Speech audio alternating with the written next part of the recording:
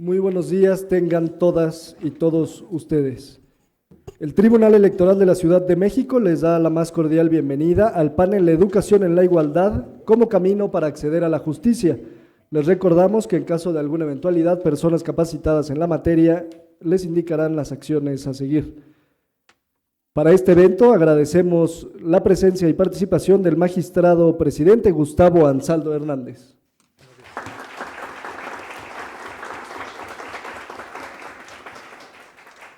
Le damos la bienvenida también al magistrado presidente del Tribunal de Justicia Administrativa de la Ciudad de México, Jesús Alemán.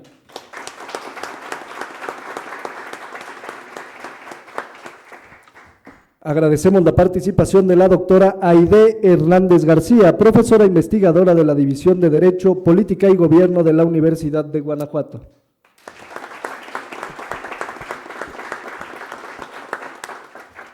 Agradecemos la presencia de la doctora Georgina Cárdenas Acosta, jefa de carrera de Sociología y secretaria del Comité de Género de la Facultad de Estudios Superiores Aragón.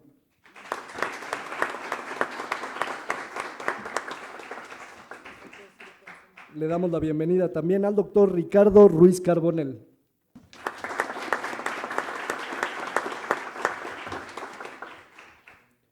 A la magistrada Marta Alejandra Chávez Camarena, presidenta del Comité de Género y Derechos Humanos del Tribunal Electoral de la Ciudad de México.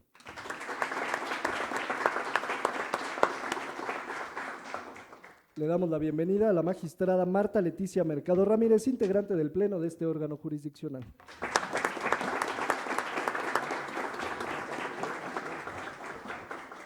Y para cerrar este presidium, le damos la bienvenida al magistrado Juan Carlos Sánchez León, integrante del Pleno de este órgano jurisdiccional.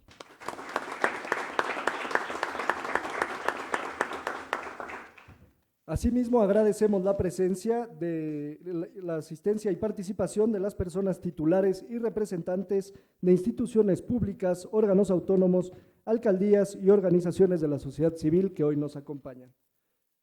Cedo el uso de la voz a la magistrada Marta Alejandra Chávez Camarena, presidenta del Comité de Género y Derechos Humanos del Tribunal Electoral de la Ciudad de México.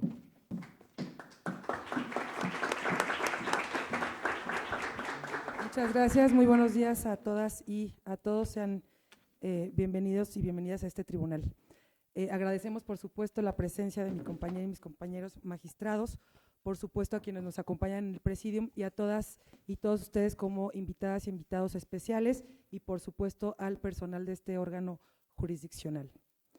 La historia de la igualdad sustantiva tiene su fuente en el movimiento mundial por el reconocimiento de los derechos civiles y políticos de las mujeres.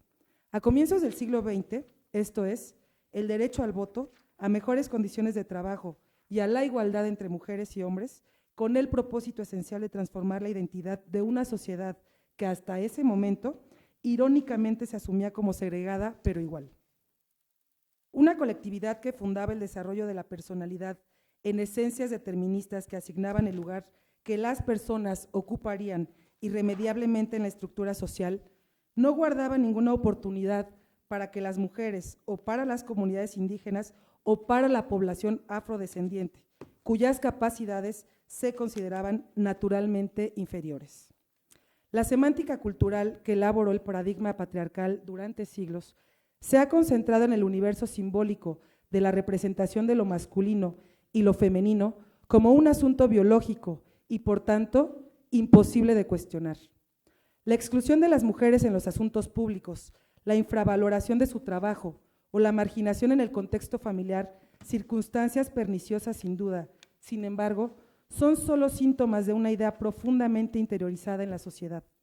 Esta idea, derivada de los esquemas de valoración jerárquicos que muestran al hombre asociado con lo universal de forma sutil pero aguda, muestra a las mujeres como carentes de identidad por no estar simbolizadas en la esencia masculina universal, es decir, no pueden ser humanas en sí mismas. La violencia que se ejerce en contra de las mujeres, así como la falsa percepción que tenemos todo al alcance de la mano y que sin embargo sea irrelevante que nuestras manos estén atadas, es una manifestación de la cosificación que de nosotras ha hecho esta descripción del mundo. Para trascender este modelo de dominación, resulta necesario rescatar la experiencia femenina a través de la palabra, la acción política y el saber característico de las mujeres. Las relaciones auténticas de apoyo, la amistad, la solidaridad entre mujeres son elementos importantes en este tránsito. Este proceso ha estado acompañado de normas, políticas, criterios jurisprudenciales y acciones afirmativas que las propias mujeres se han procurado, sin olvidar la convicción de justicia de hombres que han sido aliados en los avatares de esta reivindicación por la libertad y la dignidad de las mujeres. Esta acción de justicia en favor de las mujeres ha demostrado ya resultados históricos, como la reforma constitucional en materia de paridad, la definición de las reglas para su aplicación efectiva en la práctica, la construcción de un derecho y una política incluyentes, desde el ámbito convencional hasta las constituciones de las entidades federativas o el reconocimiento y valoración sin reservas del trabajo y las capacidades intelectuales de nosotras. Sin embargo, me parece que la contienda contra el prejuicio y la ideología androcéntrica nos implica de forma radical en el aspecto simbólico.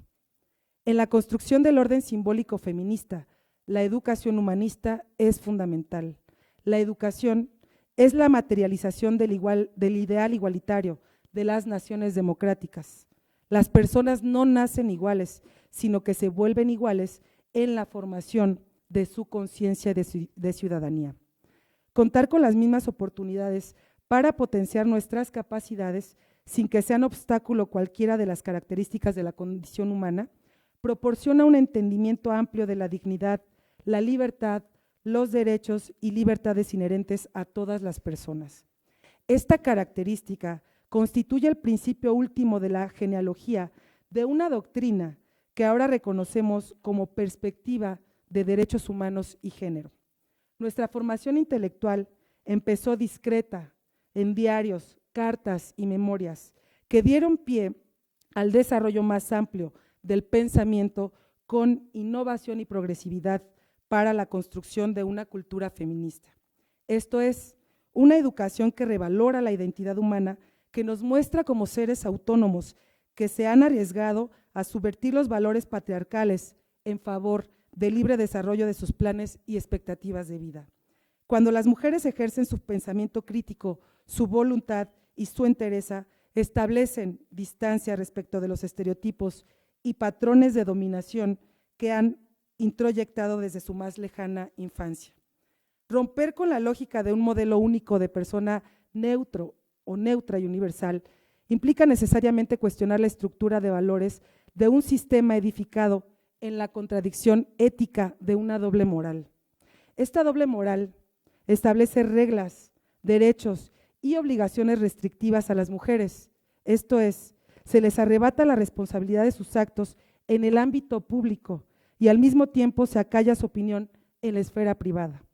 El espacio público es el espacio de poder. De aquí parte la necesidad de una ética feminista que proclame el rescate de las mujeres en tanto seres humanos libres, dotadas de una autoconciencia que les permita decidir sobre los códigos morales y las normas que guíen sus propias vidas.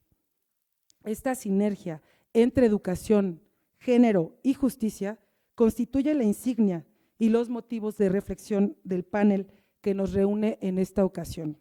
En atención a la convocatoria realizada por la Suprema Corte de Justicia de la Nación de manera conjunta con la Asociación Internacional de Mujeres Juzgadoras y la Asociación Mexicana de Juzgadoras, este tribunal celebra esta jornada de análisis en el marco del Día Internacional de la Mujer 2020, así como del 25º aniversario de la Declaración y Plataforma de Acción de Beijing y los 40 de la Convención sobre la Eliminación de todas las formas de discriminación contra la mujer, conocida como la CEDAW. En forma particular, no quiero omitir la mención a la convocatoria Un Día Sin Nosotras, impulsada por Iniciativa Ciudadana, la cual se realizará el próximo 9 de marzo como una manifestación por la vida, la seguridad y la dignidad de las mujeres. Este tribunal electoral, como garante de la democracia en la Ciudad de México, reconoce el valor de todas las acciones sociales en favor de la protección de la vida, la dignidad y la libertad de las mujeres y niñas para erradicar todo tipo de violencia contra ellas. En congruencia, este órgano jurisdiccional apoya a todas las personas trabajadoras que con total libertad decidan sumarse a cualquier iniciativa en defensa de sus derechos.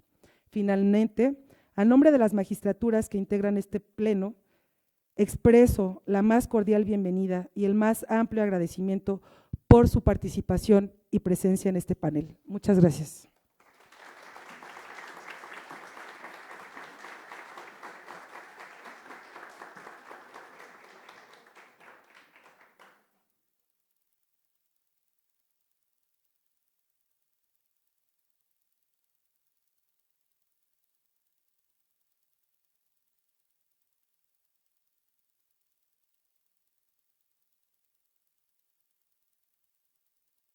Muchas gracias, magistrada. Y a continuación cedo el uso de la voz al magistrado Gustavo Ansaldo Hernández, presidente de este órgano jurisdiccional.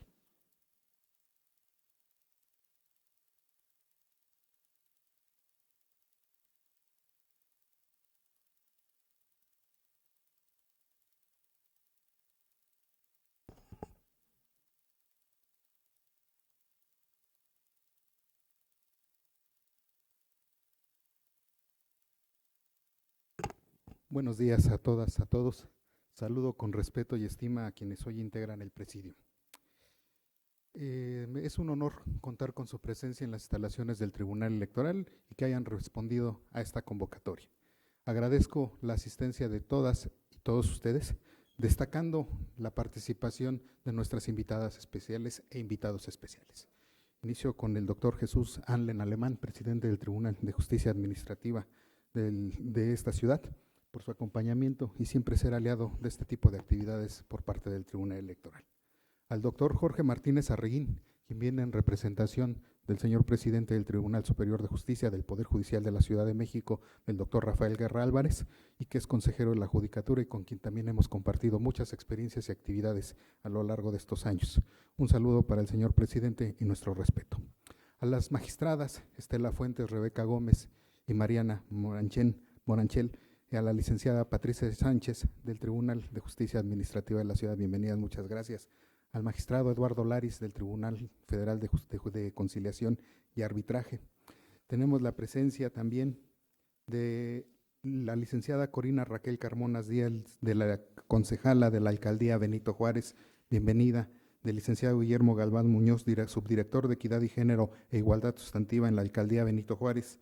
De la licenciada Jessica Cerecero, en representación de la Directora General de Política Criminal y Vinculación en Materia de Delitos Electorales de la FEPADE, así como personas servidoras públicas de la Secretaría de las Mujeres, de la Fiscalía Especializada para la Atención de Delitos Electorales, del Instituto Electoral, de los demás organismos autónomos de este Tribunal Electoral, de las asociaciones civiles y también de los medios de comunicación. Hace unos días teníamos por aquí un evento en el que se abordaban las temáticas de la participación política de las mujeres en la Ciudad de México y lamentablemente el fenómeno de las violencias que ellas sufren, con particular enfoque hacia lo que es la materia de conocimiento de este tribunal en los procesos electorales. En esa ocasión fue una oportunidad para anunciar que este tribunal a lo largo de este año iba a tener una serie de actividades en donde se iba a abordar esa temática. Estamos a la antesala del inicio de un proceso electoral. En septiembre se emitirá la convocatoria respectiva y de ahí que sea muy importante que este tribunal tome la iniciativa para llevar a cabo actividades de tipo didáctico para difundir información y que se pueda ver con un carácter preventivo y no esperarnos a que llegue el proceso electoral y se presenten situaciones en donde tengamos que tomar medidas de carácter correctivo. Esta es una de esas actividades que vamos a llevar a cabo a lo largo de este año en vísperas del proceso electoral. Como decía la magistrada, en atención a la convocatoria emitida por la Suprema Corte de Justicia de la Nación, de la Asociación Internacional de Mujeres Juzgadoras y de la Asociación Mexicana de Mujeres Juzgadoras y Magistradas, vamos a llevar a cabo este panel, este conversatorio en donde se van a tratar temas de la educación en la igualdad como un camino para acceder a la justicia. Por ello quiero aprovechar esta intervención para agradecer la disposición para compartirnos su experiencia y sus conocimientos al doctor Ricardo Ruiz, a la doctora Hernández García, y también a la doctora Georgina Cárdenas Acosta, que ha participado en diversas actividades. Muchas gracias a todos ellos. Doctora Aida Hernández, es un placer tenerla también con nosotros. Yo siempre he señalado que para cambiar de la dinámica que tenemos en esta ciudad, sobre todo en el fenómeno que vivimos de violencia, es necesario tomar en cuenta que tenemos un fenómeno de tipo cultural. Y para ello es muy importante la educación. Nadie cambia por decreto ni porque alguien se lo ordene. Es necesario, digamos, tener información, asimilarla, hacerla propia, para a partir de ahí empezar a tener un comportamiento diferente. Si queremos que para el proceso electoral las cosas sean distintas, necesitamos empezar a hacer cosas diferentes. No podemos esperar resultados diferentes si seguimos actuando de la misma manera. Por ello es muy importante este tipo de actividades. No podría cerrar mi intervención en esta ocasión sin reconocer la iniciativa de la magistrada Alejandra Chávez, quien es promotora de este evento, pero también de la entusiasta participación de la magistrada Mercado, quien moderará el panel del conversatorio, y desde luego el acompañamiento del señor magistrado Juan Carlos Sánchez y del magistrado Armando Andrés, que por cuestión de agenda no nos puede acompañar, pero les envía un saludo. Dicho lo anterior, les pediría de manera muy respetuosa pudiéramos ponernos de pie para darle formalidad al inicio de estas actividades. Siendo las 11:37 del 6 de marzo de 2020, da inicio el panel La educación en la igualdad como un camino para acceder a la justicia. Enhorabuena por este evento y que sea para el bien de la ciudadanía. Muchas gracias a todas y a todos.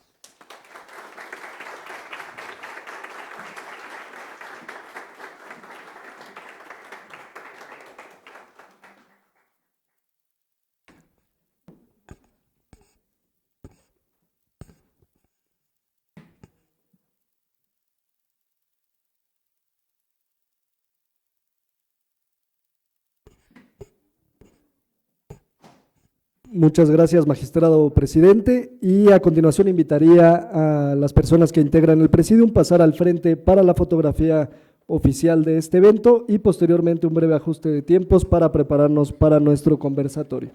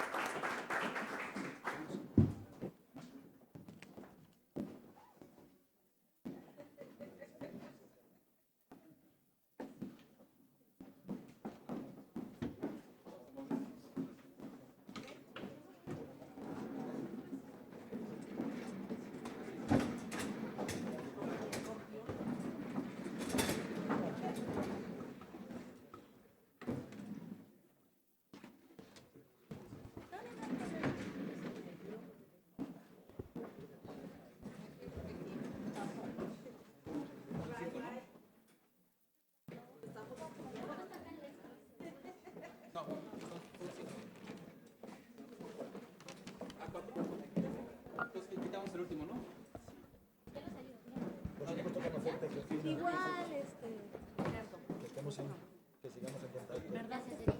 Le parece perfecto. Igual si tienes una llamadita o algo así para que luego tenemos a la Pez Dragón.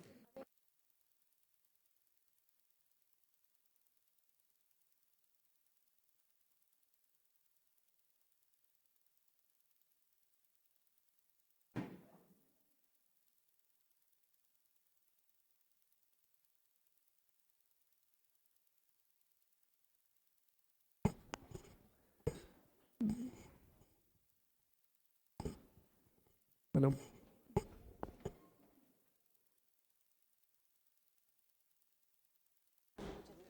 ¿Es presentación? Sí. Eso. Ahora sí. Eso.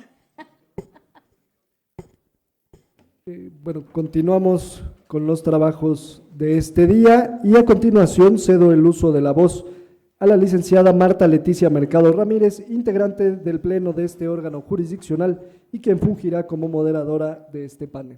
Gracias, magistrada. Muchas gracias, Jorge. Buenos días a todas y a todos. Sí, todavía es. Y bienvenidos una vez más. Escuchaba atentamente las palabras de inauguración de mi magistrado presidente y la magistrada Chávez, la promotora de este evento del que me honro y agradeceré y agradezco sobre todo que me hayas tomado en cuenta para participar. A ver, a mí me invitan a moderar y la verdad es que moderar no es tan simple. Todo el mundo cree que es bien simple y no es tan simple, porque es un reto muy grande, sobre todo cuando uno trata de entender a cabalidad la función de con quienes estará acompañada o a quienes vas a acompañar. Entonces, la buena moderación es cuando se da el espacio para quien tiene que decir lo que tiene que decir. Me saltaron unas pequeñas ideas o me vinieron a la mente unas pequeñas ideas que sí me permitiré y de ahí prometo solamente tratar de hilar ideas de lo que ustedes traigan o plasmen sobre la mesa y platicaré rápidamente. A ver, ustedes están en el lugar donde hay que estar y ustedes representan en este momento y en esta mesa algo sumamente importante. Ustedes están formando, pero todos estamos formando. Lo que pasa es que ustedes lo tienen del directo y el día a día, si me permiten decirlo. A ver, yo sí creo que la fortaleza, lo que implica que estos foros sean tan fuertes y puedan tener un impacto real, que es una responsabilidad que tendríamos que asumir todos, decir que estamos aquí, que ustedes participan, que yo moderé, que ustedes están asistentes, yo sí creo que tenemos que replantear la educación. Alguien decía, no funciona la manera en que formé a mi hijo o que me formaron hace 20, no funciona hoy la manera en que me formaron hace 20, 30 años porque el mundo no es igual, porque los contextos no son iguales. Mientras no replanteemos eso, no vamos a avanzar. Pero también tendríamos que estar replanteando un tema que yo traigo mucho a flor de piel, que es la dignidad.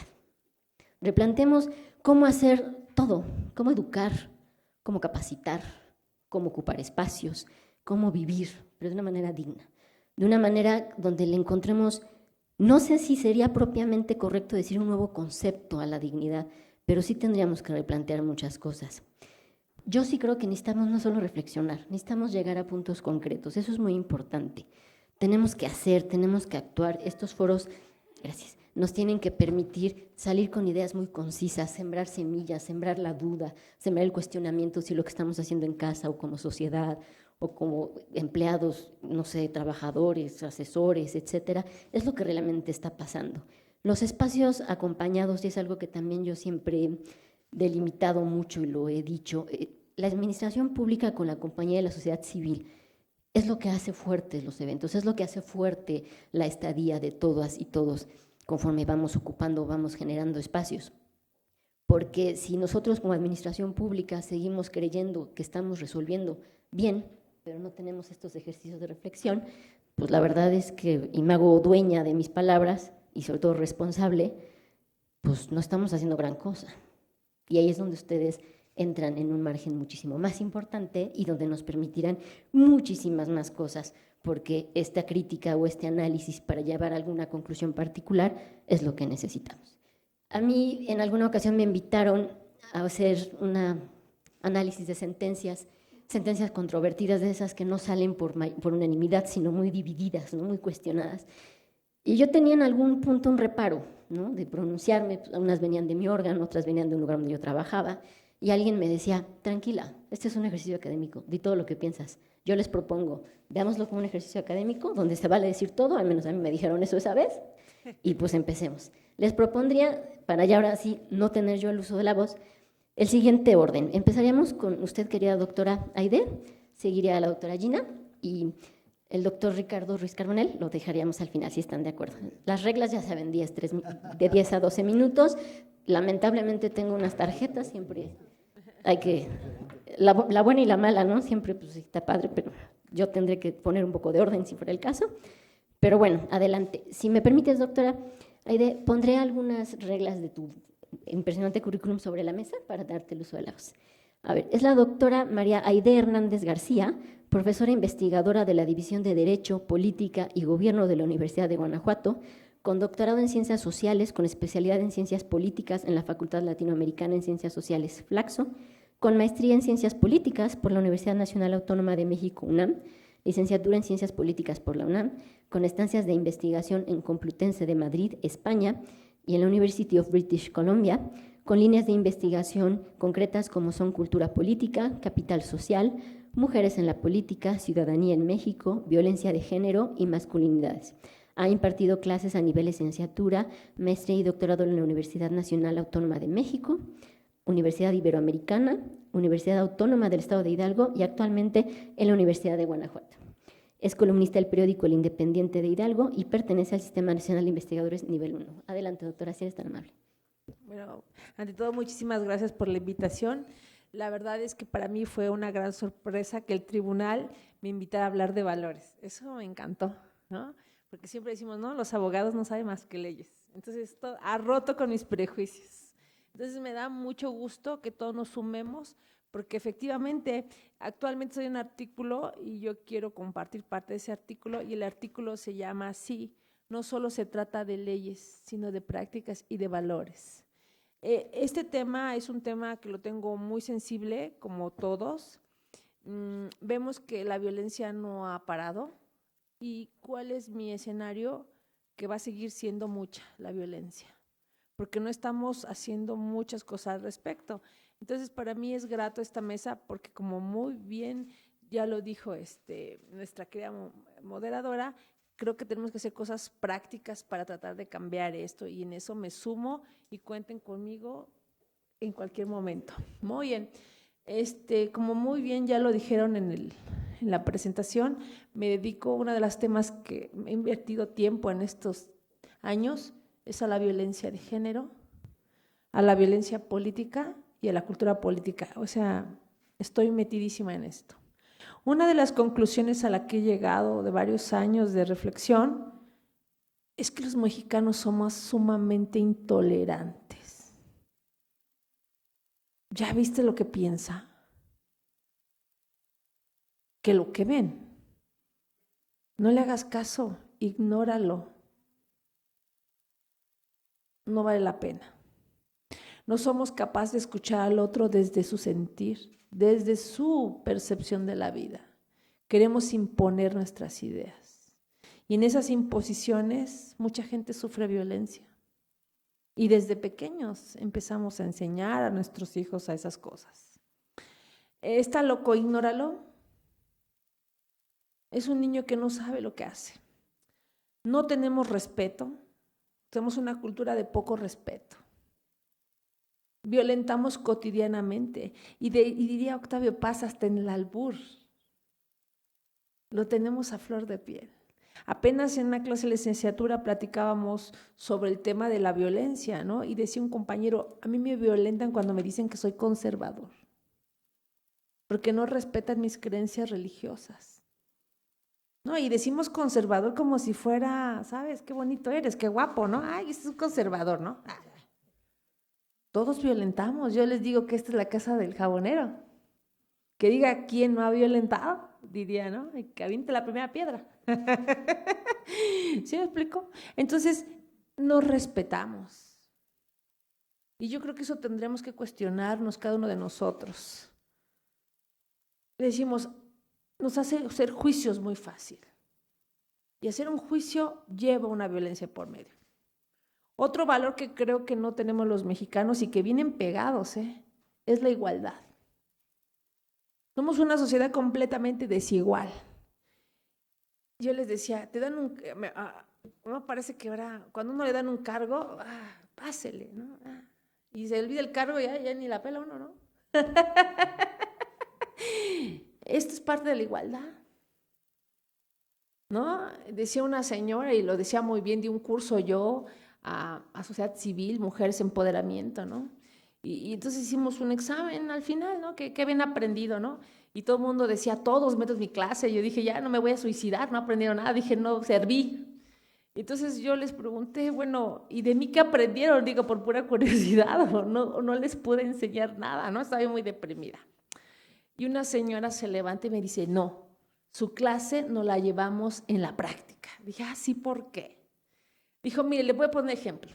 Yo fui al banco y un policía que se mete y que le dije, óigame, no, usted es igual que yo, se sienta atrás de mí.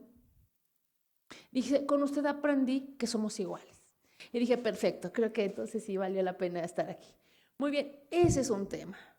La sociedad mexicana, decimos, es pobre, es rico, es doctor, es licenciado, es moreno, es blanco, tiene ojos verdes, tiene esas... No somos iguales. Y cuando no hay igualdad, hay violencia. Porque uno decimos, ay, no importa, sí importa.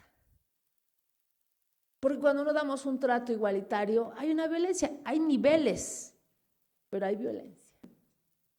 Entonces, esto no me lo estoy inventando, ahí están todas las encuestas de cultura política, hechas por la Secretaría de Gobernación. Muy bien, entonces estos son 3 datos muy importantes culturales que yo quiero que nos los llevemos todos. Soy tolerante, he respetado, considero igual al otro. Y esto yo creo que es en todos los niveles, maestras de primaria, maestras de secundaria, en todos. Hoy, si ustedes saben, la Universidad de Guanajuato está inmersa en un paro que me parece extraordinario por la lucha de la igualdad de género y la seguridad pública. ¿Y cuál es el problema que dicen las alumnas? No nos ven como iguales, nos acosan. ¿Y quién nos acosa? Ahorita están los profesores. Vean, en todos los niveles. Entonces, en el tema de la igualdad, yo me quiero detener algo en lo que he trabajado ya, como ustedes saben, muchos tiempos, por lo que dice mi currículum. Violencia de género y masculinidades. Uno puede decir, pues ya hay un nivel en que la mujer ya no sufre violencia, y eso es mentira. Todas, y no me dejarán mentir, hemos sufrido violencia. Las magistradas, no conozco el caso, nunca he estudiado, pero estoy casi segura, de verdad con los ojos abiertos puedo decir que las han tratado de enjuiciar, no por su capacidad, sino por otros temas. Vestimenta, familia, cómo habla. Ustedes me dirán si miento, y no conozco el gremio. Pero eso pasa en todos lados. Las diputadas se quejan de eso. No me reconocen mi trabajo, me quieren al final descalificar. ¿Y cómo me descalifican? Por otras cosas que no tienen que ver con mi trabajo.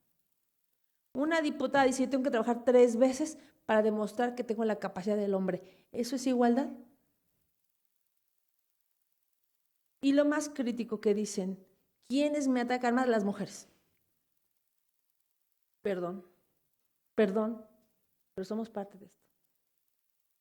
Entonces, creo que debemos de entender esto, no violentar, reconocer y trabajar.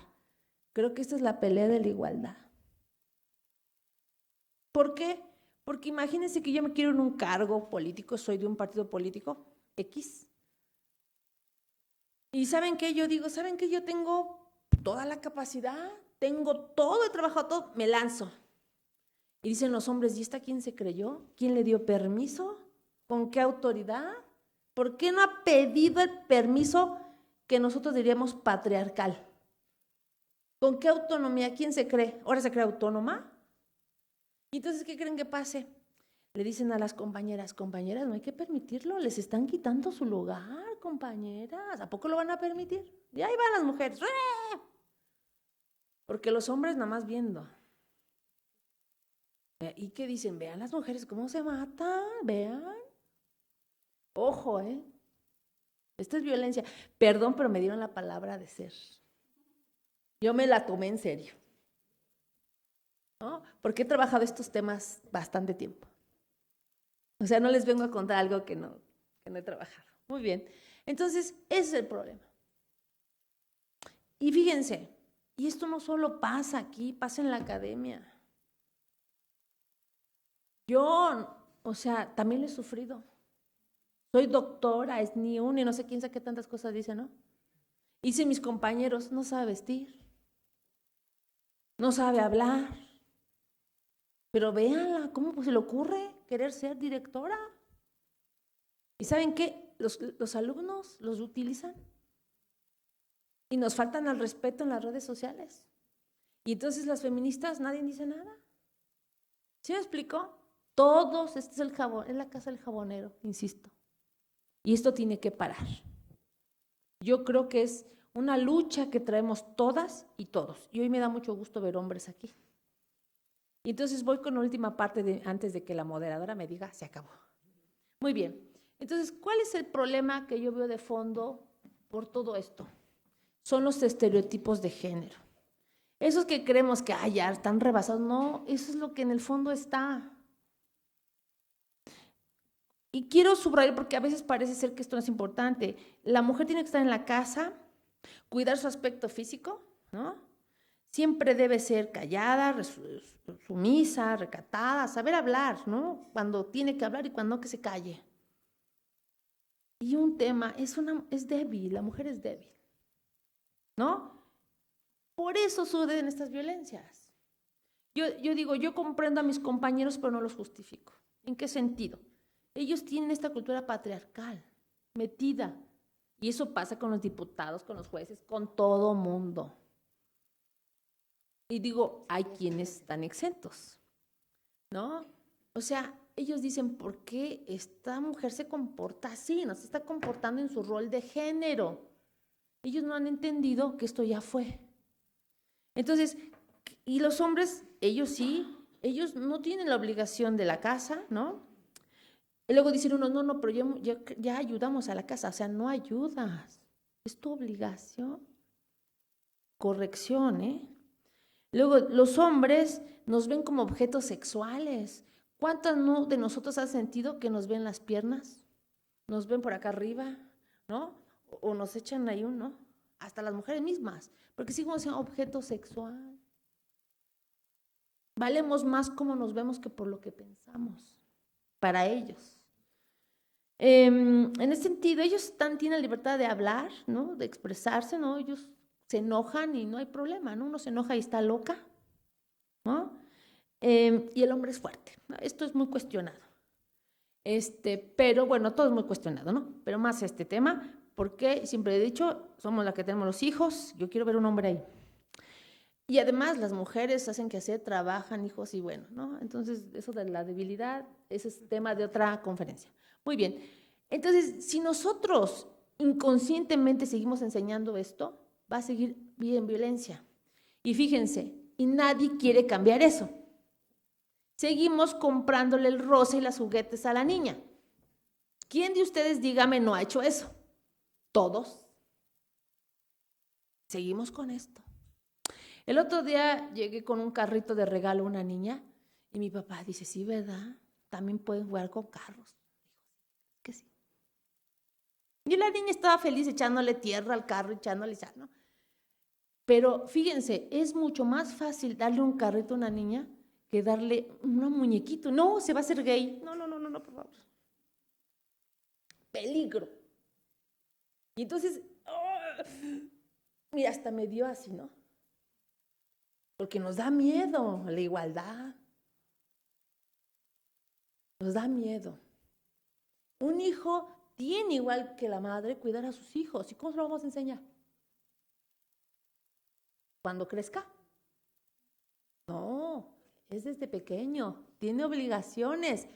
Ay, perdón. ¿Sí me explico? Es ahí. Es ahí le enseñas la igualdad.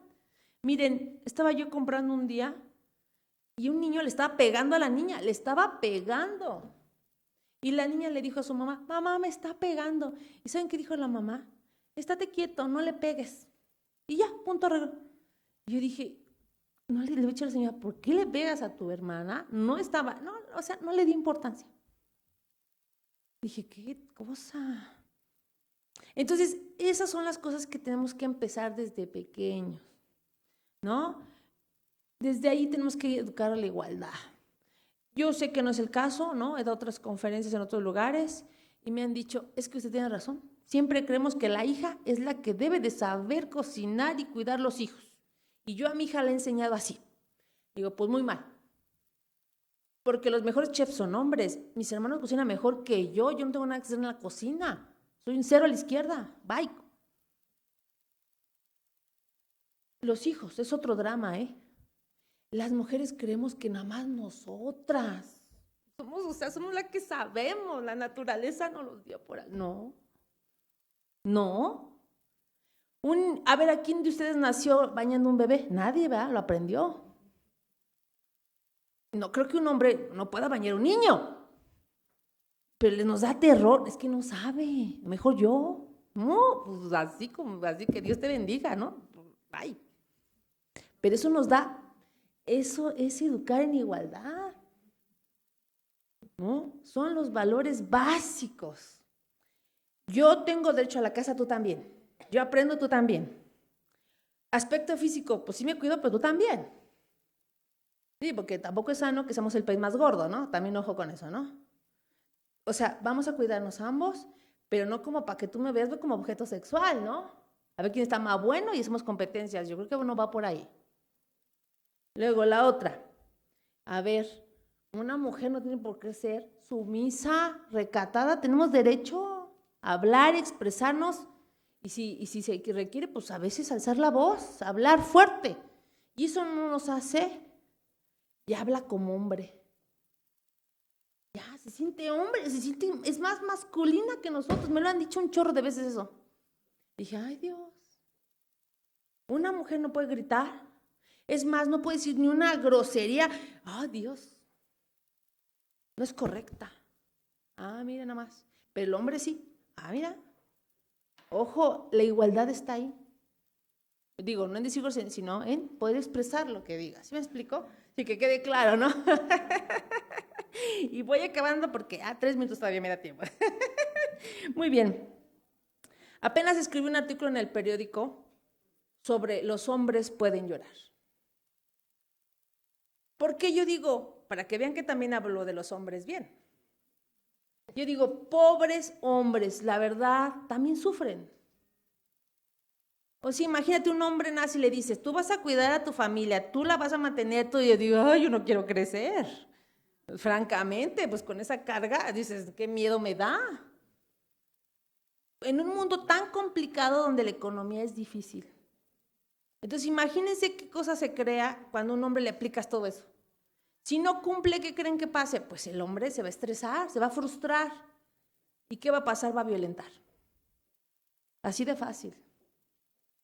Eso también es un principio. Las mujeres podemos trabajar, las mujeres también podemos cooperar. También pobres hombres, es una carga emocional fuertísima. Y luego, tú no llores porque eres hombre y tienes que aguantarte. No, se mueren antes que nosotras por eso. Los hombres son fuertes y no lloran, pero desafortunadamente las estadísticas los están matando antes. Esa falta de capacidad de emociones. Entonces, ese artículo del periódico, les digo, hombres, saquen exprésense. Chillen, dice mi hermano, ¿vas a querer un país chillón? Le digo, no, tampoco, ¿no? Pero sí juguemos a la expresión de ambos. Nuevamente, somos iguales. Esa es la igualdad. Y tienen derecho, porque, oye, tampoco es sano estar cargando tanta cosa, ¿no? Las mujeres no se nos da más fácil esto de sacar.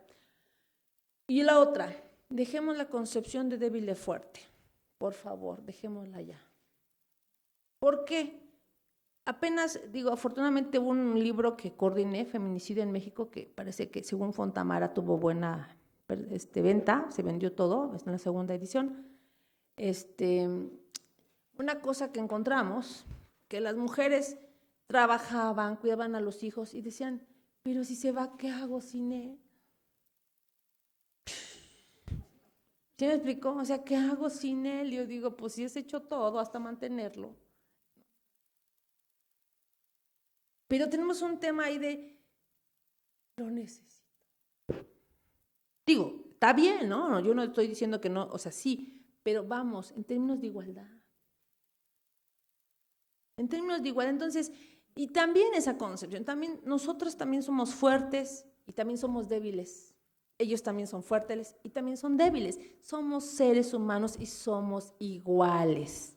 Entonces, por favor, para concluir, yo lo que quiero que todos nos llevemos hoy es que somos iguales. ¿A qué tienen derecho ellos? Que no se les ha dado el derecho. ¿Y a qué tenemos derecho nosotras? que no se nos ha dado y que hoy lo debemos de pelear en todas las esferas. Eso creo que es lo que hoy, si logramos eso, de verdad les aseguro que todas las violencias van a desaparecer.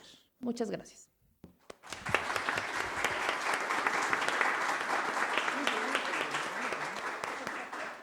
Muchas gracias, Aide. Sí, tuve que sacar la tarjeta, perdón. A ver, recapitularé breves ideas. Esta parte que señalabas tú de los mexicanos intolerantes, pues es que sí lo somos, pero lo somos desde la infancia. Hay quien lo llama también no solo intolerancia, sino la negación a la frustración, el poco manejo de la frustración. Y eso es tan complejo porque es un tema nato de la conducta humana. No sé si coincidan, o sea, no es que Marta tenga mayor grado de tolerancia a la frustración o sea más intolerante o no, es que es un tema de conducta humana y de lo que estamos hablando es de conducta humana. Me gustó mucho tu reflexión que hacías, soy tolerante, respeto, considero a todos igual, a lo igual que a mí. Yo creo que ese es el principio de muchas cuestiones, ¿no? Muchas veces uno dice, es que ¿por dónde empiezo? Pues empieza por el principio, ¿no? Es por donde se tiene que empezar, no puede ser de otra manera. Y sobre todo cuando tú remarcas de manera muy particular los valores básicos educados en igualdad. Tiene que ser así, no puede ser de otra manera. El tema particular es por qué ha venido siendo de otra manera. Es un tema muchísimo más complejo, evidentemente, que no es motivo de la mesa, pero si nos ponemos a ver cada parte o cada paso y dónde estamos y por qué llegamos a donde estamos, la verdad es que descubriríamos cosas sumamente interesantes y tal vez cosas que ni siquiera hemos puesto sobre la mesa. En fin, muchas gracias, Aide, de verdad, excelente ponencia. Y conforme platiqué el orden y es un tribunal democrático, y no dijeron no, seguiría a la doctora Gina. Si me permites, querida doctora, diré algunas líneas también sobre tu semblanza, que es impresionante. Estudió la licenciatura en Sociología en la UAM, Unidad Azcapotzalco, lugar donde obtiene la medalla al mérito universitario por las calificaciones obtenidas. Es maestra en Estudios de Género por el Colmex y obtuvo el grado de doctora en Antropología Social por la ENA, donde se titula con mención honorífica y recomendación para publicación de su tesis que versa sobre las jefas delegacionales del Distrito Federal. Realizó un postdoctorado en el CIEG de la UNAM con los temas de participación política de las mujeres, presidentas municipales y gobiernos locales, violencia política contra las mujeres y alcaldesas en la Ciudad de México. En octubre de 2018 recibió la medalla Omezihuatl en la categoría 7, otorgada por el Instituto de las Mujeres de la Ciudad de México por su contribución, impulso, promoción y garantía de los derechos políticos de las mujeres. Ha sido lectora de diferentes tesis de posgrado, ha impartido diferentes seminarios con temáticas de participación política, gobiernos locales y violencia política contra las mujeres en razón de género en el CIEG UNAM y desarrolló un mapa que se encuentra alojado en la página del CIEG, donde se visibiliza y nombra a cada una de las mujeres que han sido presidentas municipales y jefas delegacionales del periodo 2005-2017. Actualmente es jefa de carrera de Sociología y secretaria del Comité de Género de la Facultad de Estudios Superiores Aragón. Por favor, doctora. Muchísimas gracias. Bueno, quiero agradecer la invitación a las magistradas y a los magistrados por invitarme nuevamente a esta que ya siento que es mi casa, pero además la casa de la democracia, ¿no? Así que no es cualquier casa. Y pues yo creo que algo he estado haciendo bien, porque pues si me vuelven a invitar es que ahí voy, ¿no? Le estoy echando ganas. Y pues yo el día de hoy, ahora como teacher, me traje una presentación porque sí me interesa que veamos algunas cuestiones como que son, pero déjenme veo porque una puede tener doctorados, pero la tecnología luego no es la nuestra, ¿verdad?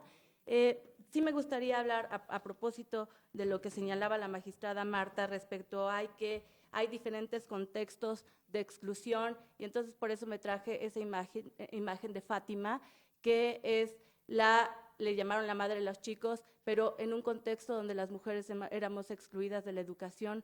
Ella es la que funda la primera universidad en una forma más o menos como la conocemos hoy en día en Marruecos, y es una universidad que hoy en día funciona, así que paradójico, ¿no? Excluidas, pero fundadoras de semilleros de nuevas generaciones.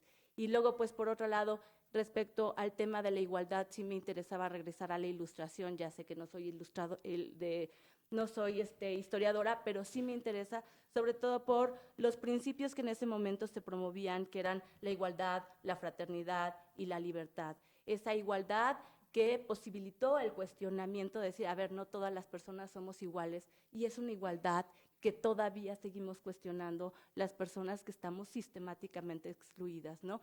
Precisamente en ese periodo de la Ilustración, por supuesto que los grandes pensadores como Rousseau, fundador del contrato social, pues claro, no dejaban de cuestionarse, y entonces, ¿cuál va a ser el papel de las mujeres? Claro que les tenemos que generar espacios de educación porque son quienes forman a nuestros futuros ciudadanos, pero tienen ahí unas connotaciones como muy específicas, como pueden ver allí, ¿no? Toda educación de las mujeres tiene que ser relativa a los hombres, ¿no?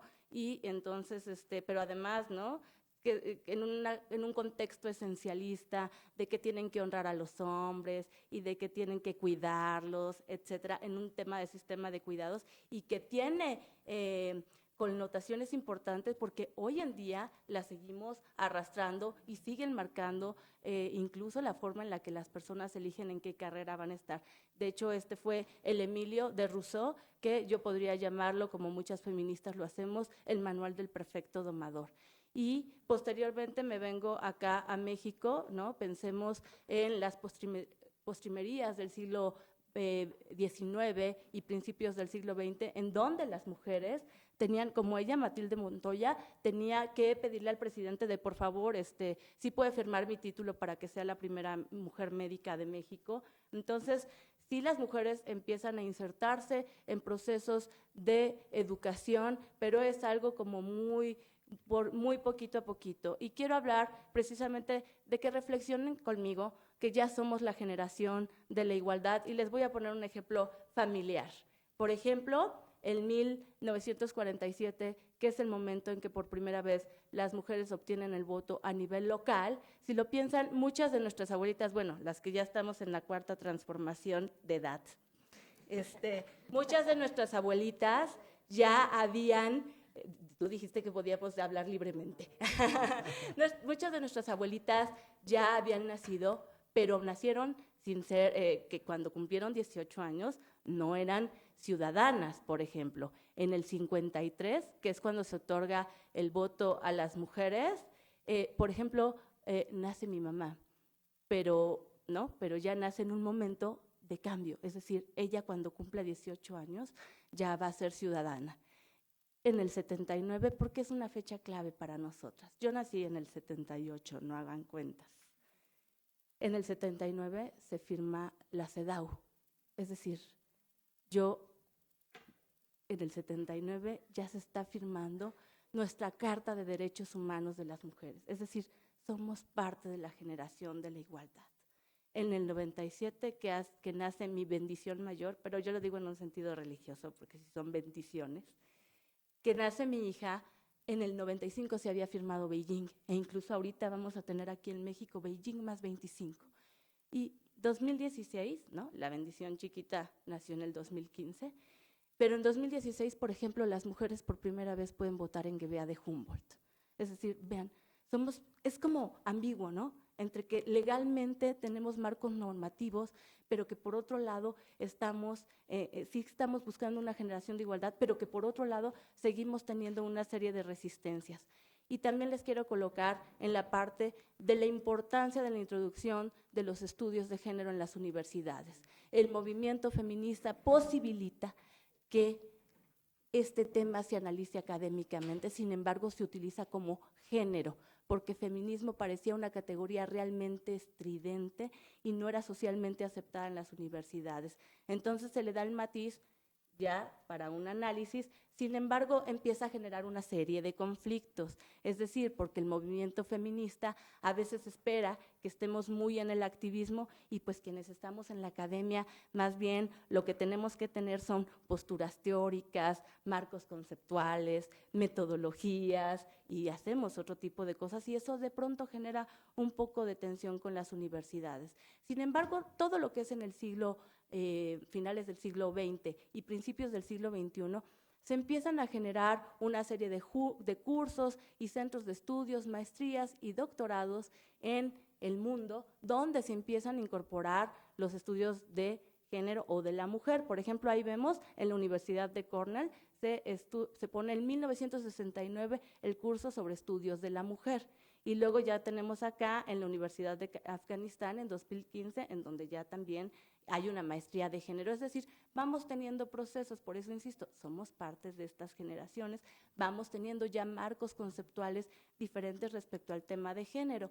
¿Y cómo está aquí en México? Por ejemplo, actualmente hay alrededor de 19 maestrías, doctorados y especialidades que incorporan temas de género. El Colmex, en donde yo estudié mi maestría, desde 1993 tiene el Programa Interdisciplinario de Estudios de la Mujer, que ahora es PIEG, transitamos de mujer a categoría de género. Y ahí sí lo van viendo, ¿no?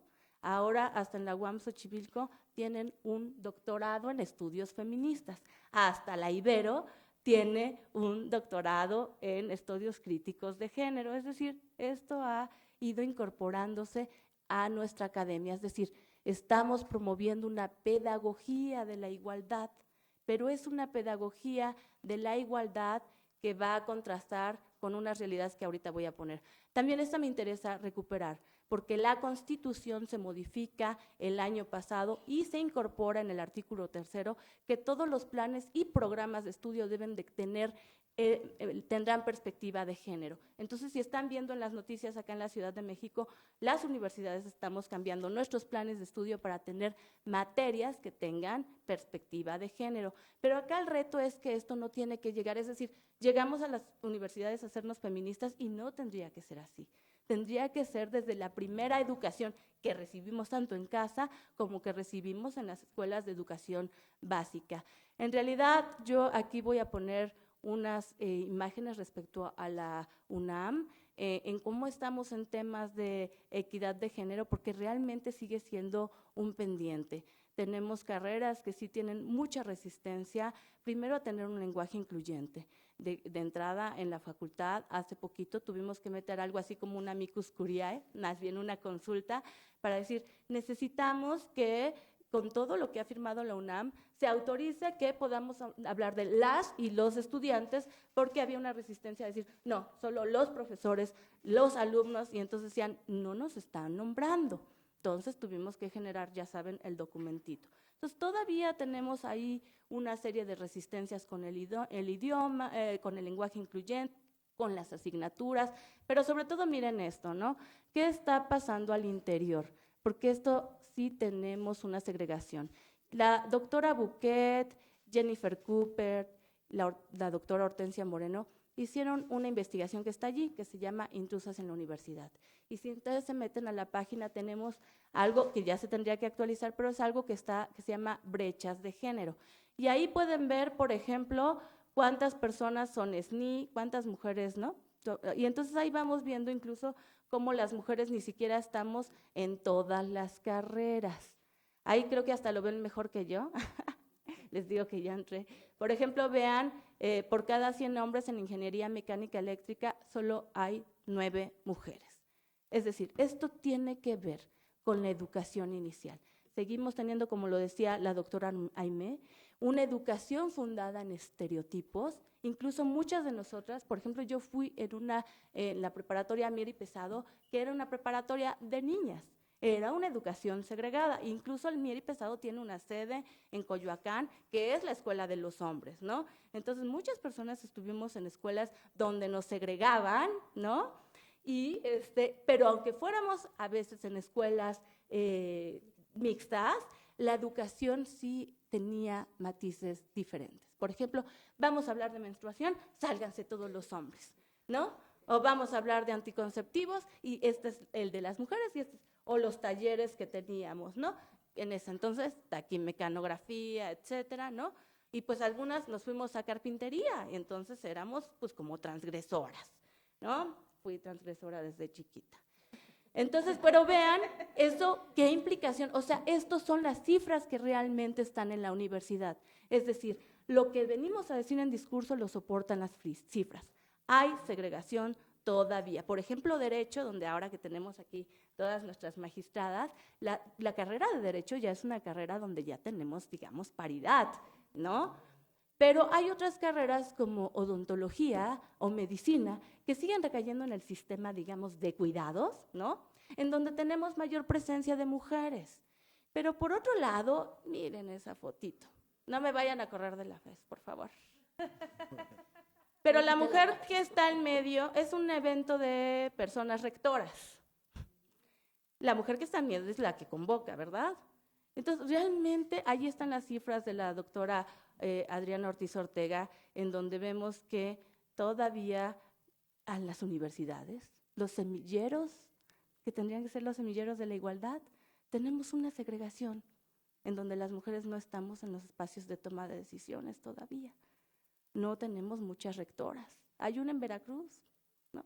Tenemos en la UPN otra, pero realmente las contamos así, con los dedos de nuestra mano. Bueno, con los dedos de una mano de entrada. Entonces sí son techos de cristal y son referentes. E incluso para cuando citamos, todavía tenemos que decirles, oigan, cítenos a nosotras que somos sus pares, ¿no? Hay estudios que señalan que nada más nos citan en un 14% nuestros pares. Y bueno, solamente para señalar que hay un observatorio de la igualdad de género en la educación superior, y entonces ahí se está haciendo como un mapeo, esto lo promueve la UNAM, el CIEG, y donde se ve más o menos cómo estamos. Realmente estamos cambiando, por ejemplo, en la UNAM, ya hemos transitado a tener ahora un protocolo contra la violencia, ¿no? en las universidades. Por ejemplo, yo ahora soy integrante, secretaria del Comité de Género, porque tenemos que generar una política pública, generar estrategias transversales para que esto realmente incida en los programas. Y bueno, pues ahí todavía esto se confronta con las cifras de la violencia, porque tenemos una pedagogía de la violencia sistemática, y ahí se refleja en nuestro microcosmos, que es la universidad. Entonces, lo que realmente yo vengo aquí a invitar es que tengamos, como decía la maestra Alejandra, una convicción de justicia, pero también una pedagogía coeducadora, una pedagogía que incorpore la diversidad de forma transversal, que generemos un cambio profundo, que interpretemos, vivemos el mundo de una manera igualitaria, diferente, que todas las instituciones me refiero a la familia, a las iglesias, al Estado, promovamos esta pedagogía, que vayan pros de la igualdad, y esto nos va a ayudar realmente a prevenir la violencia de género, ¿no? Y que tengamos realmente cambios, y por supuesto que queremos que las universidades sigamos siendo agentes de transformación social y no de la reproducción de la desigualdad. Muchas gracias.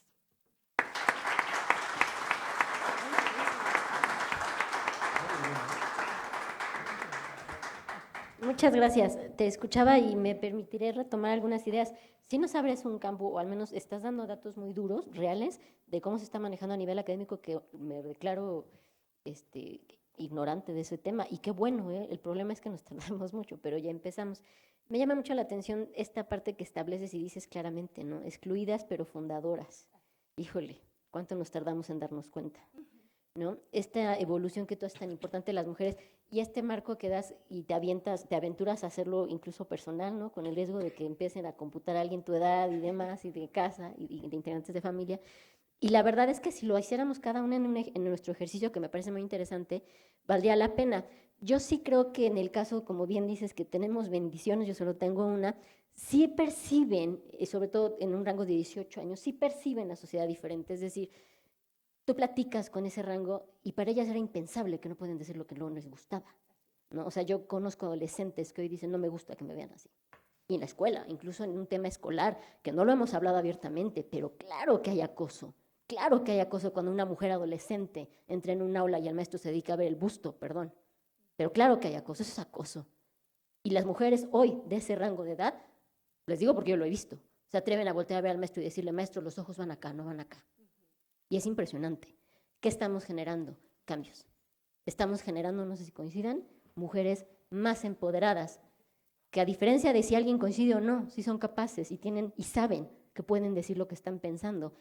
Y lo más importante, no le están teniendo miedo a represalias. Y estamos haciendo un cambio. Muchas gracias, sobre todo por los datos académicos que me resultan totalmente interesantes. Esa foto que pusiste de rectoras, ay, yo siempre hago memoria y les digo, pues recordemos la foto de una semana de la lactancia sin mujeres. No es que yo quiera minimizar a los varones o a los caballeros, desde luego que no, pero si hay que hablar de lactancia, perdón, me parece absurdo que se hable de lactancia sin mujeres. En fin, doctor, tu Tu turno, si me permites, también es impresionante, pero traemos una cuestión un poco abreviada que no les acaba de hacer honor a ninguno de ustedes, pero tratáramos. A ver, es el doctor Ricardo Ruiz Carbonell, es doctor en Derecho Civil en el programa de Derechos Humanos, área de género por la Universidad de Murcia, España, cuyo título de la tesis corresponde a La igualdad entre mujeres y hombres, del ámbito público al jurídico familiar. Especialista en Derecho Matrimonial y de Familia, cuenta con estudios de alta especialización de larga duración sobre derechos humanos y sobre estudios de género. Desde hace 35 años trabaja en temas vinculados con el género y los derechos humanos. En el ámbito gubernamental es funcionario de carrera vitalicio, puesto obtenido por concurso nacional de la Administración Pública Española, y en México ha sido servidor público en la Comisión Nacional de Derechos Humanos y en la Fiscalía Especial para los Delitos de Violencia contra las Mujeres y la Trata de Personas, dependiente de la Fiscalía General de la República. Actualmente es consultor externo, colaborando con distintas instituciones públicas, federal, estatal y municipal, así como docente en diversas universidades y empresas privadas internacionales. Ha compatibilizado su actividad profesional con el ejercicio de la mediación familiar, las masculinidades, impartiendo cursos y conferencias en México, así como en España y diferentes países de Norte, Centro y Sudamérica.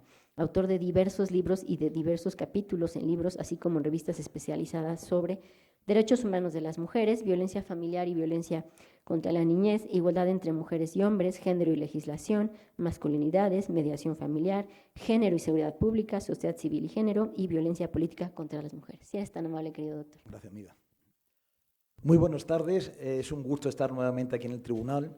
Quiero, por supuesto, agradecer la invitación de forma muy especial, en este caso, a las magistradas y los magistrados, y de la misma forma quiero agradecer la presencia de cada una de las personas que se encuentran aquí.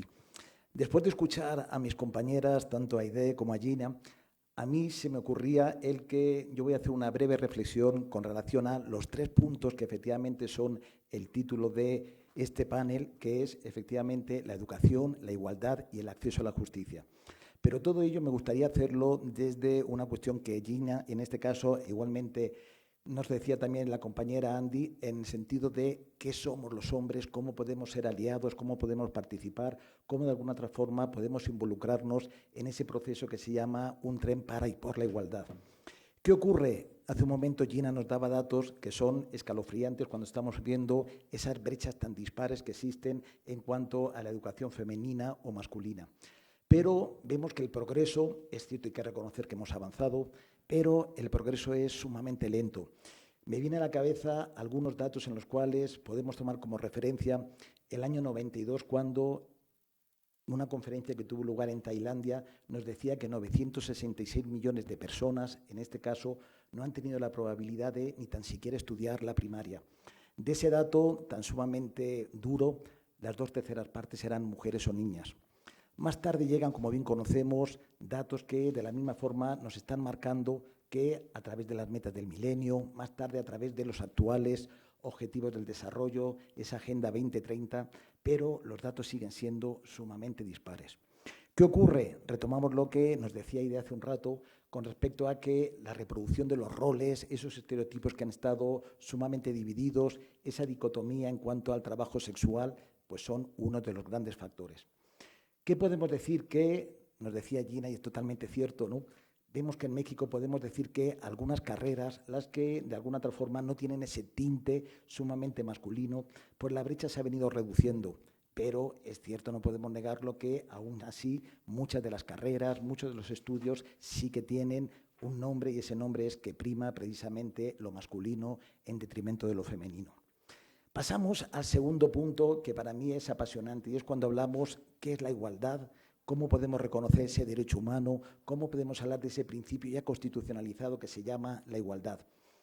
Yo creo que Naciones Unidas en el año 2016 nos dio un dato que es totalmente certero, y es que dice que para alcanzar la igualdad sustantiva, es decir, que hombres y mujeres sí que efectivamente seamos, no solamente en derechos, sino en reconocimiento de los mismos iguales, van a transcurrir 80 años. ¿Qué significa? Pues que quienes estamos aquí, tristemente, no veremos jamás un mundo en el cual la igualdad efectiva, la igualdad real, sea certera. ¿Qué pasa? La igualdad, de alguna otra forma, yo siempre lo entiendo desde una forma que puede ser muy sencilla, pero que nos puede permitir, de alguna otra forma, valorar esas diferencias que efectivamente se siguen marcando. Para mí la igualdad es un termómetro medidor que lo que viene haciendo es, de alguna otra forma, medir el grado de derechos de las personas, de los grupos, de las colectividades, de las organizaciones, y en cualquiera de ellas, efectivamente, la disparidad es notoria. ¿Qué ocurre? Pegado, como bien saben ustedes, a qué es la igualdad, tenemos que unir otro concepto que es ese mandato de la no discriminación. Sabemos que efectivamente esas categorías sospechosas nos remiten de una u otra forma a que las mujeres, por el mero hecho de serlo, a los cuales se puede agregar condiciones, características, peculiaridades, como puede ser la edad, como puede ser la nacionalidad, como puede ser el estado civil, etcétera, etcétera, hace que efectivamente muchas de las mujeres no solamente se encuentren en una situación de vulnerabilidad, sino que precisamente esa suma de vulnerabilidades hace que precisamente la desigualdad sea lo que esté primando. Pero hablamos de otra cuestión para mí muy importante, y es cómo podemos entender ese principio básico que es el acceso a la justicia. Hacemos nuevamente un recorrido comparativo y vemos cómo es la presencia política, la participación activa de hombres y mujeres, no únicamente en el mundo, sino en México también, pese a los grandes logros que a través del 2014 y el 2019 se han consolidado con la paridad. Pero entendemos que la violencia, como bien nos decía Andy, tiene un nombre, y ese nombre se llama la feminización de la violencia. ¿Por qué? Porque cualquiera de ellas, desde las situaciones más micros, podemos decir esas mal llamadas violencias blandas, esos micromachismos, hasta, por supuesto, como bien nos decías tú, esa forma extrema de violentar, en este caso, fruto de esa misoginia que se llama el feminicidio. En toda esa escalera siguen siendo las mujeres quienes, de alguna forma, tienen un rasgo en los cuales los prejuicios vienen siendo a cabo. ¿Qué podemos hacer nosotros como hombres? Pues efectivamente yo creo que hay una documentación, hay literatura, hay muchos diagnósticos, hay resultados en los cuales sí que podemos entender una cuestión. Y como decía hace un rato, esos siglos y siglos de dominación masculina, cómo vemos que, si hacemos un comparativo en la historia, entre 5 a 7.000 años, ese poderío masculino ha estado siempre presente en todos los órdenes de la vida civil. Tenemos que llevar a cabo una cuestión, y es replantearnos y entender que existen retos, existen vías, pero también existen un alto número de obstáculos y de situaciones que lo dificultan. ¿Qué podemos hacer como ciudadanía activa? ¿Qué podemos hacer de la misma forma como exigencia a esos poderes públicos, pero sobre todo una cuestión muy importante, qué podemos hacer como seres humanos con nuestra individualidad y en este caso de una forma más concreta me refiero a nosotros como hombres? En el primer punto me parece que es sumamente importante el que siga existiendo esa motorización legislativa y en los cuales esa profusión de marcos normativos de leyes estén presentes. Nos decía hace un ratito la compañera que efectivamente contamos con un dispositivo larguísimo, muy grande. Hace un ratito la magistrada Chávez nos hablaba de esa convención CEDAW, de esas conferencias de Beijing. Efectivamente todo eso es más que reconocido y han sido pasos que no podemos obviar, han sido sumamente importantes y significativos. Pero tenemos que plantearnos otra cuestión, y es el que si todas las leyes, no exclusivamente estas, otras muchas, que puedan guardar relación más directa con los derechos humanos de las mujeres, pero cualquier otra, tenemos que entender si, en este caso, esas leyes contemplan la perspectiva de género. Como bien dice Alda Fascio es una abogada feminista costarricense, ella, con toda la razón del mundo, nos dice que en muchas ocasiones hay como un pequeño engaño. ¿Por qué? Pues porque antes existían leyes en las cuales se expresaba de una manera concreta que las mujeres no tenían derecho a determinadas circunstancias. A la fecha de hoy eso en lo general no ocurre, salvo, como bien comentaba igualmente la magistrada, pues estemos ante la presencia de una acción afirmativa o cualquier otra de carácter temporal. Pero hay una cuestión muy importante. ¿Llevan todas nuestras leyes la perspectiva de género? Y me viene al caso una cuestión muy sencilla, desde un momento Gina nos lo comentaba, y era el uso del lenguaje. Vayámonos a nuestros códigos civiles, vayámonos a nuestros códigos penales y efectivamente se entiende que quienes puedan estar en una situación de venta, de usufructo, de reo, etcétera, etcétera, siempre el lenguaje es androcéntrico, fruto de qué? De ese patriarcado que muy bien nos decían hace un momento las compañeras. Hay otro tema para mí muy importante y es las políticas públicas y plantearnos cómo lo estamos haciendo, en este caso en México. Yo con toda la humildad, cuando te escuchaba a ti que decías que en México, yo decía, bueno, pero es que México no es la excepción, ¿no? Yo, digámoslo así, mi carrera profesional la he dividido medio en España y he tenido posibilidades de conocer, pues, las trayectorias, las políticas de otros países y la nuestra. Y en muchos casos yo diría que se diferencian bien poquito, ¿no? Lo que pasa es que muchas veces se maletiqueta a países en los cuales se entiende que las políticas, pues, pueden ser más avanzadas. Yo soy totalmente a favor de que, en este caso, las políticas públicas tengan un revulsivo brutal. No podemos exigir el que las políticas no tengan un tinte de transformar, de transgredir. Efectivamente, muchas de las políticas públicas lo que ocurre es lo siguiente, es más de lo mismo. En ocasiones el costo económico es tan brutal que no guarda relación ninguna, satisfactoriamente hablando, con los beneficios. En otras ocasiones, cuando esa política pública se implementa, se pone en funcionamiento, prácticamente la población objetivo a la cual en un primer momento iba dirigida ya no tiene sentido. Pero para mí, y lo más importante, es transformar, modificar, resignificarnos. Y en ese sentido yo pienso que los seres humanos en su conjunto, pero por supuesto, y lo digo con todo el cariño, con todo el afecto, y siendo yo en este caso hombre, nosotros, quienes nos encontramos en este caso presentes aquí, yo es una llamada de solidaridad, de compromiso, de aportaciones que hago efectivamente a todos los compañeros aquí presentes. Unámonos a ese tren que significa de construir para construir. Hacemos un comparativo muy breve. Hace un momento yo les comentaba que entre 5 a 7.000 años nos dicen los estudios que ese dominio de los hombres está presente en la política, en la economía, en las religiones, etcétera, etcétera. Podemos poner como un parteaguas los años 70 del pasado siglo. ¿Por qué? Pues porque los años 70 del pasado siglo supusieron muchas cuestiones. Una de ellas es, como bien nos decía la magistrada Chávez, la promulgación de esa convención de CEDAW ya terminando esa década. Pero más aún, en el año 75 nosotros tuvimos México, nuestra ciudad de México, tuvimos la gran suerte de ser sede de la primera conferencia mundial sobre derechos de las mujeres. Los años 70 es cuando, de una forma muy tímida, se empieza a incorporar, como bien nos comentaban las compañeras, lo que es el delito de violencia, pero con unas cuestiones sumamente constreñidas. La violencia exclusivamente la familiar y en aquella que existiesen brotes de carácter violentos físicamente hablando. Vemos que los años 70 también supusieron un poco el inicio de lo que es la cultura de la denuncia.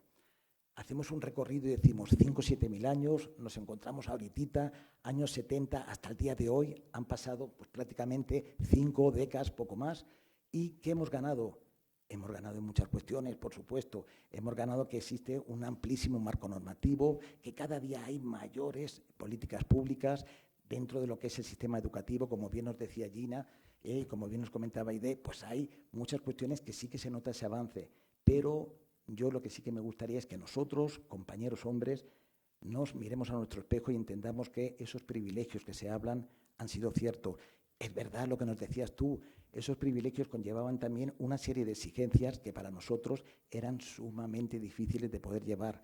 A nosotros siempre se nos educaba de una forma y era el que teníamos que ser fecundadores, protectores, competitivos, proveedores, y esas situaciones eran exigencias, como os digo, sumamente rígidas para poder mantenerla. Pero hay una cuestión muy clara. Podemos, a través de ese tránsito, de esa deconstrucción, dar un cambio hasta esa hegemonía masculina en las cuales se nos educó siempre que, erróneamente por supuesto, ser hombre significaba ser macho, y efectivamente la cultura del machismo se explayó en todas sus formas a entender otra cuestión para mí muy importante, y es el que nosotros los hombres seamos hombres, cada uno con nuestras particularidades, con nuestras especificidades, con nuestras formas de comportamiento, pero que transformemos. ¿Cómo podemos transformarnos? Pues a través de nuevas formas de comportamiento, de conductas, de subjetividades y de valores. Pero para concluir hay una cuestión muy importante, y ahora que hablo de valores, no nos podemos engañar, ese dificultoso camino hacia la igualdad cuesta, que tenemos que sumarnos todas y todas. Pero recuerdo lo que tú iniciabas esta tarde que decías valores. Hace un rato decía la magistrada Chávez moral, ¿no? Pero hay una cuestión muy importante y es el que tristemente al día de hoy hay mucha gente que tiene tanta moral, muchos hombres que tienen tanta moral que hasta doble tienen, ¿eh? Eso es un gran obstáculo que tenemos para poder alcanzar la igualdad, en este caso la igualdad sustantiva, y que podamos decir que sí que es cierto que hombres y mujeres somos iguales ante la ley, ya lo somos, pero sobre todo que seamos iguales ante ese reconocimiento de derechos, ante ese reconocimiento de resultados, y que la única diferencia sea todo lo que lleva a cabo el carácter biológico de las personas. Mil gracias, feliz tarde y un saludote. Gracias.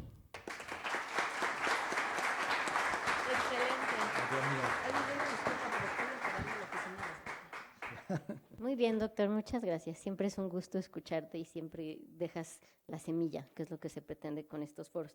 Pues a mí me dieron la tarea más difícil y la final, que es tratar de generar un conjunto de ideas y sobre todo aterrizar.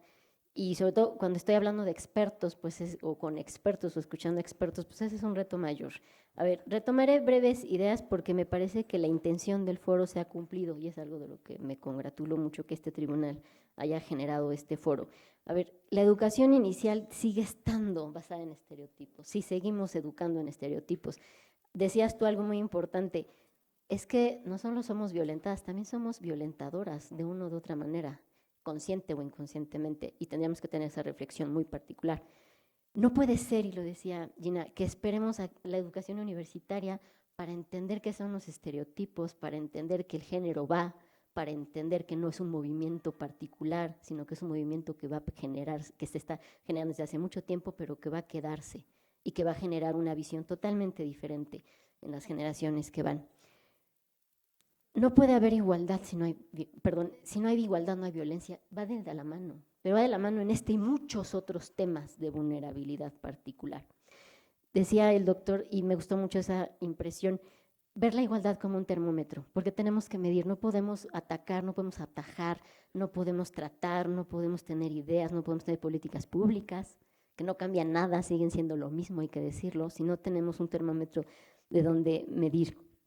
Este replanteamiento y reconocimiento de los obstáculos tienen que ser, porque somos tan complejos como humanos que aunque rebasemos ciertos obstáculos, vamos a encontrar otros obstáculos para otra etapa, para otra generación, para otra fuente de derechos y de obligaciones que tenemos que hacer. Este llamado que tú haces, doctor, yo lo reconozco y lo agradezco. Este llamado que haces como hombres, ¿qué hacemos? ¿Cómo avanzamos con el tema? Y por eso es importante que estos foros, y es una opinión que yo siempre he tenido, no pueden avanzar con puras mujeres. Ustedes no pueden sentarse a hablar de temas de mujeres, pero nosotros tampoco podemos sentarnos a hablar de temas de mujeres sin hombres, y sobre todo hombres que tienen muy claro de qué va, de qué se está tratando todo esto. Este marco normativo y sobre todo la fuerza del lenguaje. El lenguaje yo creo que no va a resolver el tema, pero sí lo va a ayudar y sí lo está evidenciando.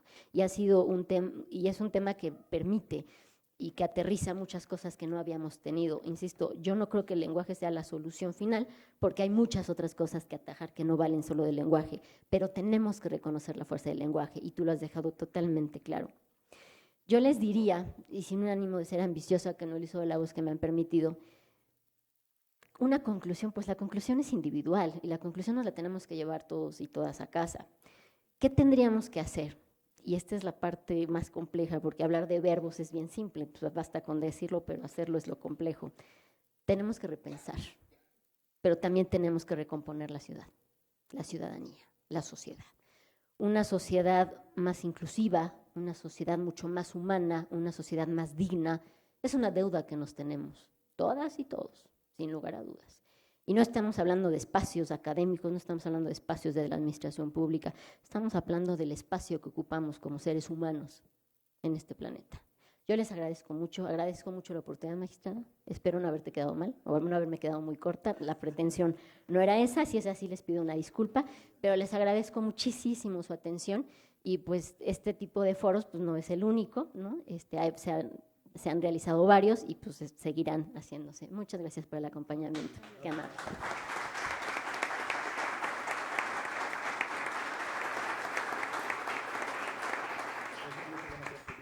Muchas gracias a todas y a todos. Y a continuación le solicitamos amablemente a todas las personas que hoy nos acompañan como parte del público, se les entregó hace unos minutos un separador. Si lo pueden enseñar, vamos a tomar una foto, digamos, de aquí desde la parte del frente, para tener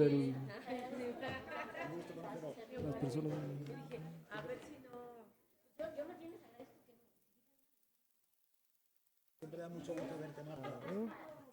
Luis, una si quieres de aquí del medio, ¿no? Para que salgan todos.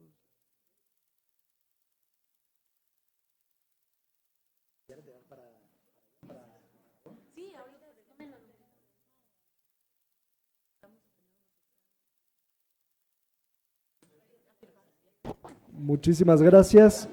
Y a continuación invitamos amablemente a la doctora Estela Fuentes Jiménez, magistrada del Tribunal de Justicia Administrativa de la Ciudad de México, a la magistrada Mariana Moranchel Pocaterra, magistrada también de este tribunal, al magistrado Eduardo Laris González, magistrado del Tribunal Federal de Conciliación y Arbitraje, y al maestro Jorge Martínez Arreguín, consejero del Consejo de la Judicatura de la Ciudad de México, pasaré al frente para hacer la entrega de los reconocimientos a nuestras personas que hoy estuvieron como ponentes.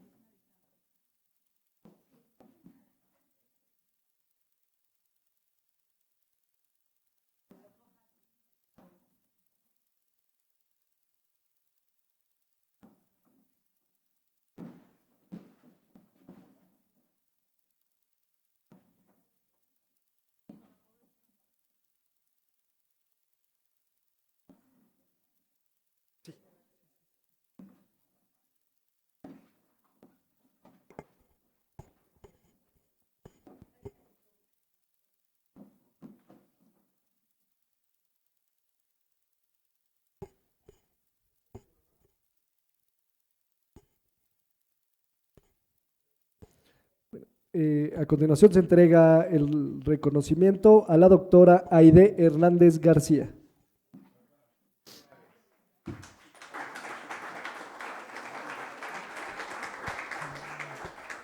A la doctora Georgina Cárdenas Acosta.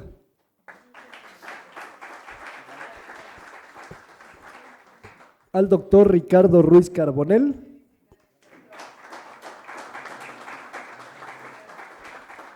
Y a la magistrada Marta Leticia Mercado Ramírez. Invitamos también al magistrado presidente, a la magistrada Alejandra Chávez Camarena y al magistrado Alén, si nos acompañan al frente para tomar la fotografía oficial de este evento.